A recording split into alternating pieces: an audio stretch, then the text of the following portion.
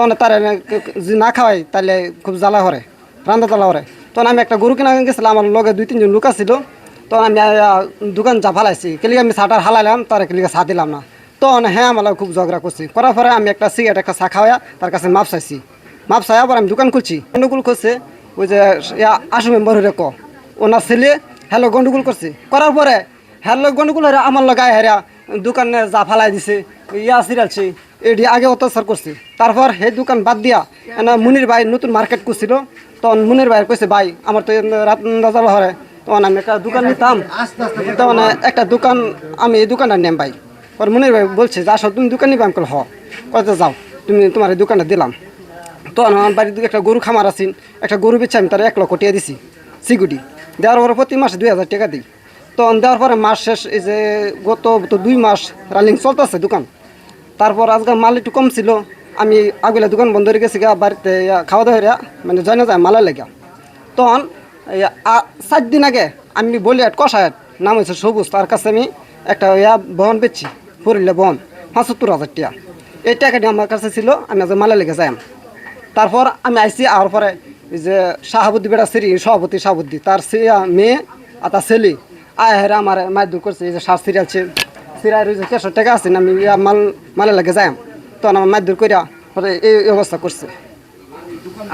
ওয়ার্ডের সভাপতি আছে, আমি সভাপতি আছে। তার সাথে কি আপনার কোনো পূর্ব শত্রুতা ছিল না? ওই ওয়ার্ডে যারা বলছি ওটাই, এখানে দোকান দিত আমাকে, তার চা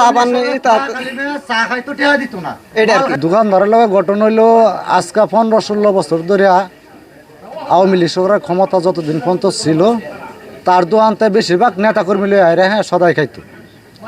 টেয়া সাইবার হলে আওয়ামী লীগের হুমকি দুমকি এইভাবে দিত। তে আজকার থেকে আরো 6 থেকে 7 মাস আগে তার দোকানের মধ্যে এইভাবে চা চাইছে, বেড়ার কাছে চা নাই দিব করতে, বেড়ার দোকানের মধ্যে হেরা তালা মারে থই দিছে। পরে বেড়া হাতে পা ধরে মাপ চাপ চাই আইরা বেড়ার কাছে মুক্তি লইছে।